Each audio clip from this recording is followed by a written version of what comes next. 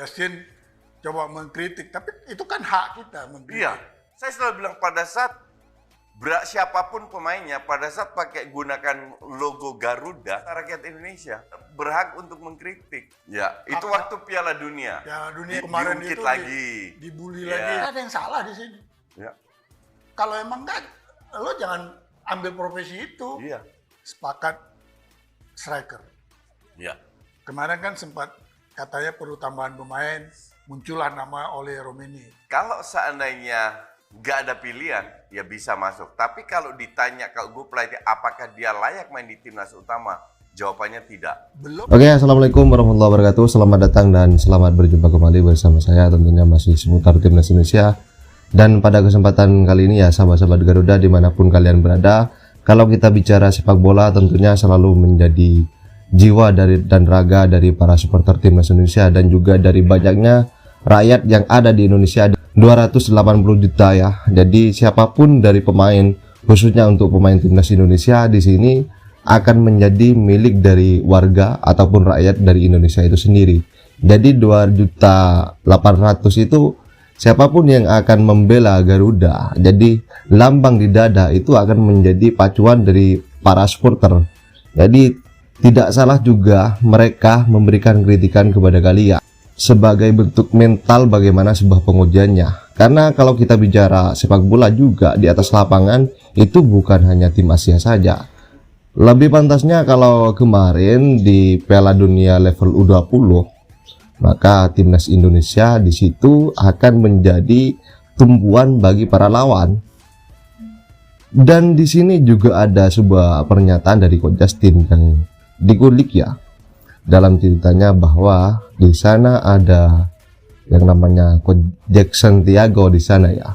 Jadi anaknya di situ tidak digembleng untuk tidak dikritik, tapi dari pernyataan beliau, "Hai Hugo Samir, kamu kalau sudah menjadi pemain sepak bola, kamu akan mendapatkan pujian dan juga kritikan." Jadi tanpa lama-lama sahabat-sahabat, di sini langsung kita simak bersama. Ini adalah pernyataan yang sangat serius sekali bagaimana mentalitas dari para pemain ya di atas lapangan, baik itu di level umur ataupun di level senior.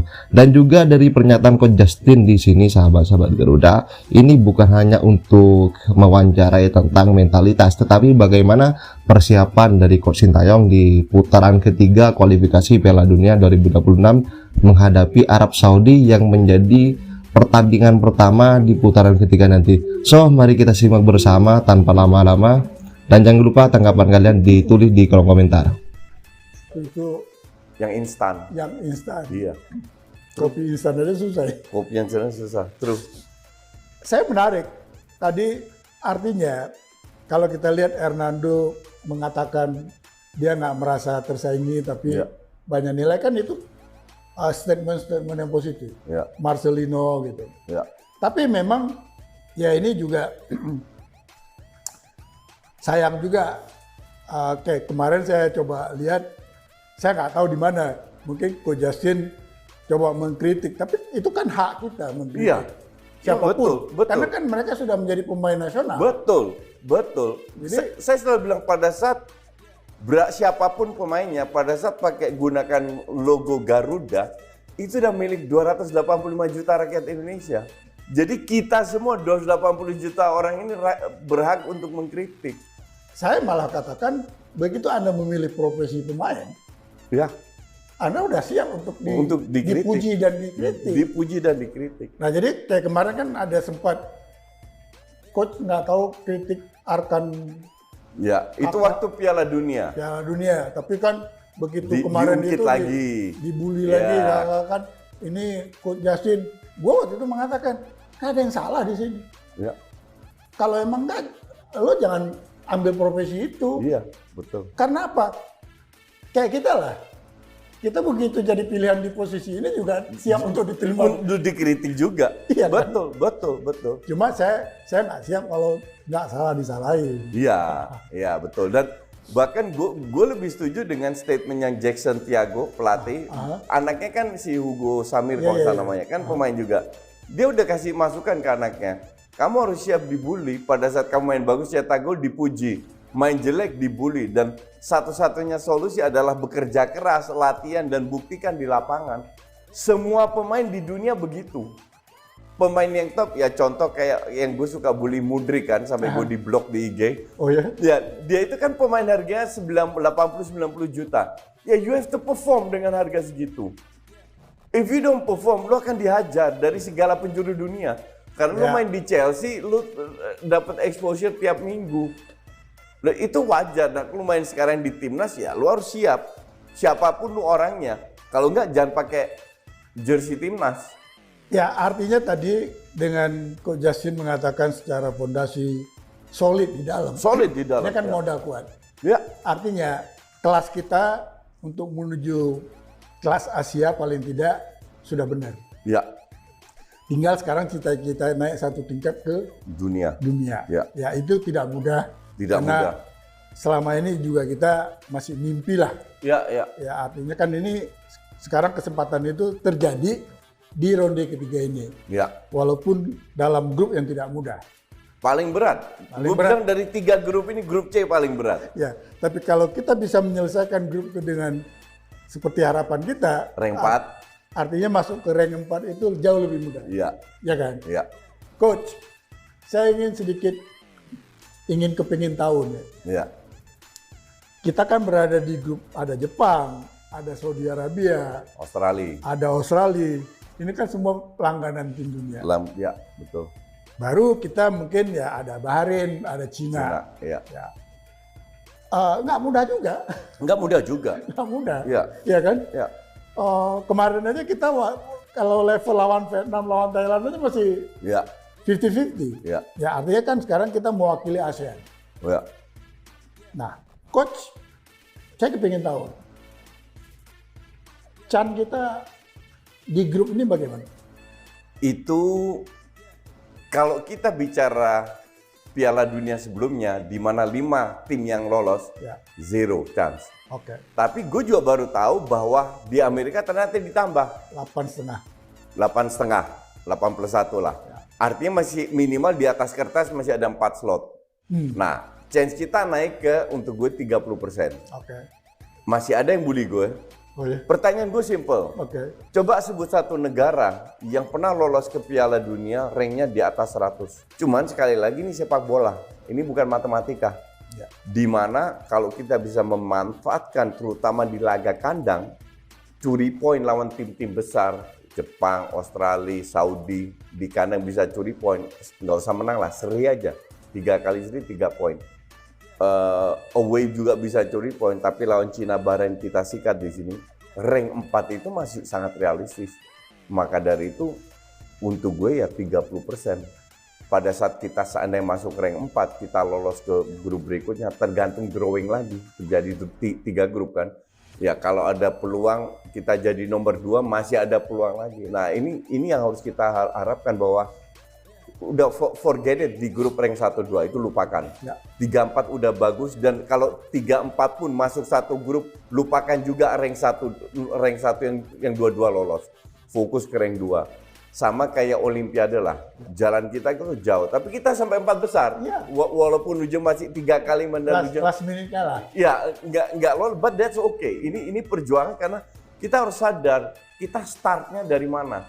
Kita start dari rank 170-an. Yes. Sekarang ke rank 130-an dan kita menuju ke sana. Nah, ini yang sebuah proses yang menurut gue itu prestasi. Prestasi nggak harus menang-menang dari trofi. Karena kalau lu menang Piala RT/RW dapat trofi, tapi mending ikut Piala ASEAN, Piala Asia daripada cuma menang trofi lokal, ya kan? Cuman semua orang punya beda pendapat, is okay. Pendapat gue, ini sebuah prestasi yang luar biasa yang sudah lama kita tidak pernah rasakan. Saya setuju dengan pendapat Coach Justin tadi. Sebagai yang menjadi tempat mereka, wadah mereka, Ya. itu kan lagi posisi good, Ya, environment-nya lagi betul, healthy, betul. ya. Jadi karena mereka punya manajemen yang bagus, Ya. itu berimpact positif. Ya, betul. Agree. Namun tetap di lapangan Harus perform. harus perform. Ya, betul. Tapi supportingnya udah benar Ya. nih. Gue sampai terakhir waktu ke Belanda kan habis Berlin gue liburan ketemu teman-teman lama. Sampai ada temen gue bilang, Tin lu itu dibayar PSSI. Gue kaget bilang gitu. Kenapa dibayar? Ya karena lu nggak pernah kritik PSSI. Lah, gue bilang semua orang tahu Justin itu kalau kritik, puji-puji. Sekarang apa yang harus gue kritik? When it comes to PSSI dengan timnas. Beda dengan PSSI dengan Liga. Ada kritikan gue soal 8 pemain dan lain-lain. Tapi soal PSSI dengan timnas, nggak ada yang perlu gue kritik. Jalannya sudah benar, pengurus PSSI benar, tim pelatih benar, pemainnya benar. Memang kualitas kita segitunya. Jadi apa yang harus gue kritik gitu? Ya benar. Maksudnya, ya kita nggak mungkin membuat sesuatu mencari kesalahan orang. Iya, betul. It's just not fair. That's why I respect you. Karena kalau bagus harus dibilang, sesimpel itu. Mungkin itu agak susah kita di dunia timur ya. Mungkin, ya. Tapi kan. Tapi saya besar di dunia barat. Coach, kembali ke timnas. Ya. Tadi kan chance-nya ada, walaupun tipis. Ya. Kita sepakat lah. Arab Saudi, Australia, Jepang, itu kelasnya beda. Ya. Nah kita dalam menghadapi Arab yang kebetulan under Roberto Mancini, kan dia juga nggak mau kalah kan sama tim kita kan. Ya. Ini kalau coach melihat game pertama ini kita di Arab gimana nih? Berat. Mereka itu menang dari satu tuan rumah, kedua dari fisik, ketiga dari strategi. Sebenarnya di atas kertas mereka menang semua. Oke. Tapi sekali lagi, sehebat-hebatnya Arab ketemu Spanyol, Inggris apa dibantai juga. Kasarnya bukan begitu. Lihat contoh Piala Dunia mereka bisa menang lawan Argentina di grup nggak lolos juga.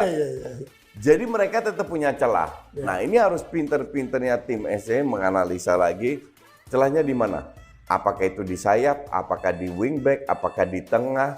Dari pemain-pemainnya siapa yang punya agility bagus, siapa yang kaku, siapa yang main fisik. Ini harus benar-benar dianalisis sehingga Sintayong bisa menciptakan atau membuat sebuah strategi di mana celah-celah ini bisa kita manfaatkan.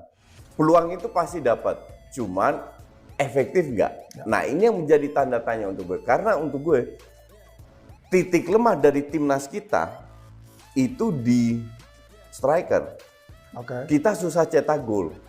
Walaupun Stripe dibilang pemain punya visi, I agree. Masih muda, I agree. But he's not goal getter. Marcelino nggak bisa diharapkan dia cetak gol terus juga. Sekali-sekali oke lah, Witan pun demikian, yang lain Ratnaro demikian. Nah ini yang susah bahwa kita ini susah cetak gol. Kita harus create banyak peluang untuk bisa cetak satu gol. Nah kalau seandainya efektivitas atau dengan keberuntungan whatever lah, kita bisa memanfaatkan 1-2 gol dengan sedikit peluang yang kita miliki, di belakang main bagus dengan Jay, dengan Justin, dengan Rizky Ridho atau Jordi, whoever lah yang main, itu bisa bagus ya. Mungkin ada miracle, kalau kalah pun sangat tipis, mungkin kita bisa di menit terakhir curi 1 poin, itu yang semua kita harapkan kan. Tapi kita harus realistis bahwa it's just not fair untuk memberi beban seandainya kita kalah, kita kritik tim kita. It's not fair, kita memang kalah kualitas. Secara realitas, kita tadi udah kalah. Kita memang hari ini sepakat striker. Ya. Kemarin kan sempat katanya perlu tambahan pemain, muncullah nama oleh Romini. Tapi kan itu belum jelas juga. Yang sudah jelas hari ini ada seorang pemain striker, Jean Raven, bermain di U19 kemarin.